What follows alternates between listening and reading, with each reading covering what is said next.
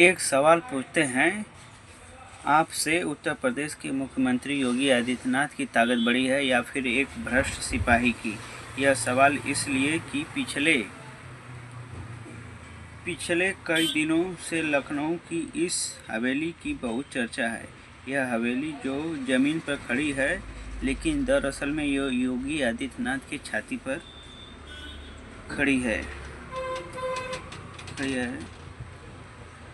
और ये चुनौती दे रही है, आपकी हैसियत है तो चला कर दिखाओ बुलडोज़र। और योगी आदित्यनाथ की इतनी हिम्मत नहीं हो रही है कि वो पूर्व कांस्टेबल की इस हवेली पर एक हथौड़ा भी चला दें। जानते हैं क्योंकि यह हवेली उनकी अपनी जाति से आने वाले आलोक प्रताप सिंह की है, उस कांस्टेबल की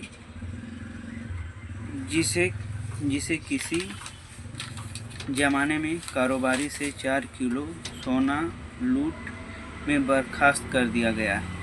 पूरी दुनिया जानना चाहती है कि हवेली 21,700 रुपये की पगार पाने वाले सिपाही ने 7,500 स्क्वायर फीट में बनी हवेली कैसे खड़ी कर ली।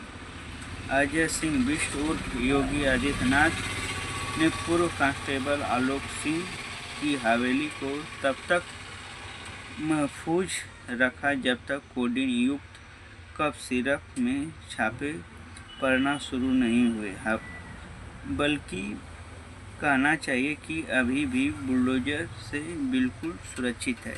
हम कहना चाहते हैं योगी आदित्यनाथ, अगर वही हवेली किसी शरीफ भाई की रहती, किसी अरमान भाई की रहती, या फिर किसी यादव या फिर दलित की रहती, तो अब तक उस पर बुलडोज़र चल गया होता, अच्छे से छापेमारी हुई होती और वह व्यक्ति अब तक सलाखों के पीछे होता।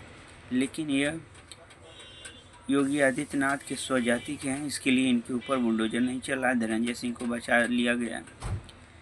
अगर यही दूसरे भी जाति के रहते हैं, उनके ऊपर यह सिद्ध हो पाता, उससे पहले बुलडोज़र चल जाता, या फिर एसटीएफ की पुलिस उसके पैर में गोली मारकर या फिर इनकाउंटर कर उसको समाप्त कर दी होती।